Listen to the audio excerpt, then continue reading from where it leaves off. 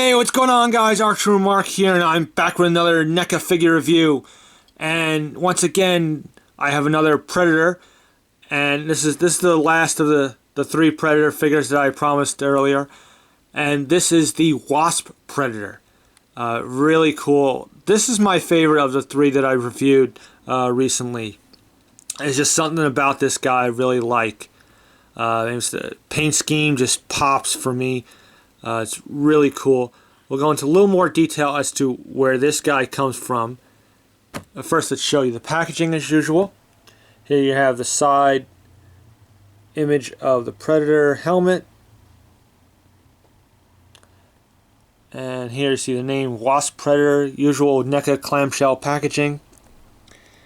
Down here again an image of the figure. This is Wasp Predator line.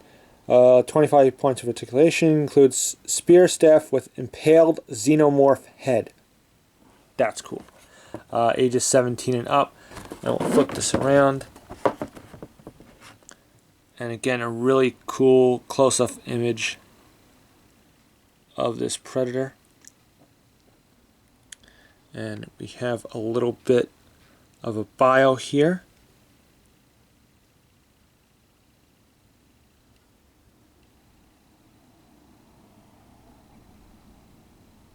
You see, certainly you can pause the video if you'd like to read this, but I want to give you guys a moment to read it. If you go, then we go down here. This is also available.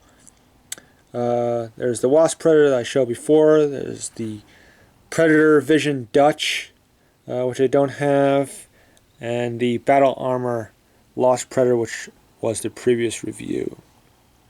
And again, very cool. You have the Predator language writing here, just a little detail, just to put a little more detail in the packaging. 20th Century Fox logo, NECA, all the usual stuff. So this Predator, the Wasp Predator, if any of you have ever seen, there's a live action short called Batman Dead End, and if you've never seen this, go on YouTube, just type in Batman Dead End and it'll come up. It's a movie that has Batman fighting the Joker and an alien and a Predator, which sounds weird, but it's really cool. It's only a few minutes long, and the main Predator that Batman fights in that movie is this guy, the Wasp Predator. He looks a little bit different in the movie than in the figure, but just slightly, just minor paint details. But we'll show you here as usual.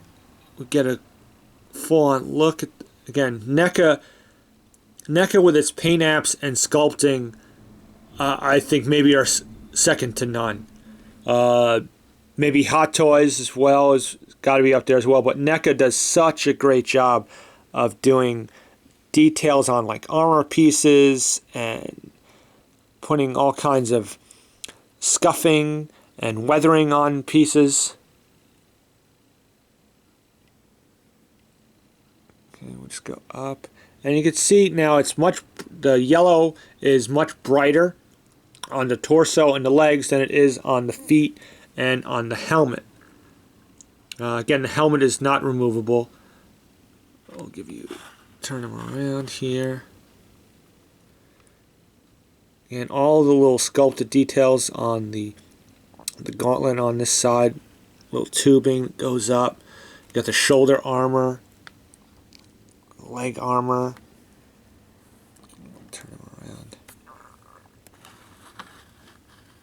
And things we've come to expect. You get all these dreadlocks, these Predator dreadlocks that are very trademark to this character. All the little beads they have there. And again, these dreadlocks are very flexible and movable, so it doesn't get in the way of the articulation in the head too much. A little bit, but you know, it's like with any character that has like long hair like that, a little bit of hindrance, but it's not too bad. The way NECA does it with these is so great. Let's see, move these out of the way, and you can see even more the detail and sculpting all the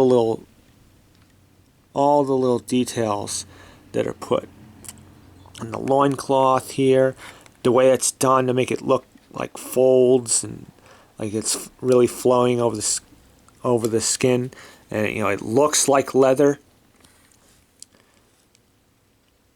We got the joints down here. Again, just so well done. And we'll go over here, we'll give you a look at, there's the trademark arm gauntlet with the blades coming out. And these do extend. They will retract a little bit, but not all the way in. They extend a decent length.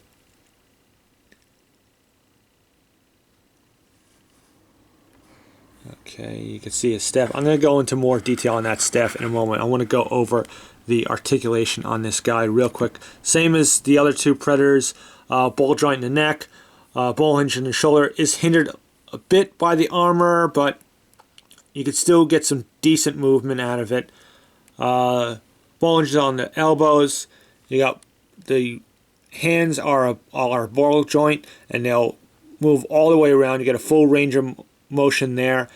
Swivel on the waist, ball on the waist, ball joints in the hips, double hinge on the knees, which are hidden very nicely with the armor pieces. And the feet, same thing. Now that the joints are very tight, but they'll move back and forth, and you get a little bit of up and down motion, but just it's very tight, so you got to kind of put a little pressure on it to make it move. But the articulation is definitely there on this guy. But because they're nice, the joints are nice and tight, he doesn't have too much problem standing. I put him on these figure stands just for the review, just to make it a little easier. These I didn't, just to let you know, in case anyone's wondering, I picked these up at Toys R Us. These are Neca figure stands. I didn't even realize they made these. And it was $10 for a pack of 10. And they're designed to use with 6 to 8 inch figures. So, very basic, nothing much to them, but they can help with positioning figures on a shelf. So just to let you guys know that I've been using these lately. I wanted to show you, look at the detail on the helmet. See all the scratches and things like that. I wanted to show you that. Didn't want to forget that. So much done. Again, the one accessory, he is a little light, but he has the one accessory. But what an accessory he has. Look at this. Look at this spear. All the details. Again, the sculpting and the paintworks and little wrappings around there. And you go down here and you could see all the details and kind of weathering put on this long, big, sharp spear that could really do some damage, as is evident by this. Look at this. The impaled xenomorph head. Look at the detail on just that. They could have just gone kind of cheaped out, but they put so much effort and paintwork and sculpting just in this piece, so that it shows how much Neca really, when they want to, they can really knock it out of the park with a figure. So the one accessory that he does have, but again, a very, very cool accessory. So there you have it. This is the Wasp Predator. I think he looks great. Some people may be thrown off by the yellow paint scheme, but for me, I don't know, something about it just I really love. I don't know. So again, great figure. We've come to expect this out of the Predator line. It's definitely one of their strongest lines of figures that NECA's been doing. The paint apps and details and sculpting, all great. Articulation is all there. Accessories. Definitely worth picking this guy up. And for me, it's highly recommended. So there he is, the Wasp Predator from the NECA's Predator line. I really hope you enjoyed this review. And, usual comment, rate, subscribe. and you know, any feedback would be great, especially again, just coming back after this lengthy layoff. So plenty more stuff to review. I got tons of stuff going, and I'll see you. Goodbye. Thanks for watching.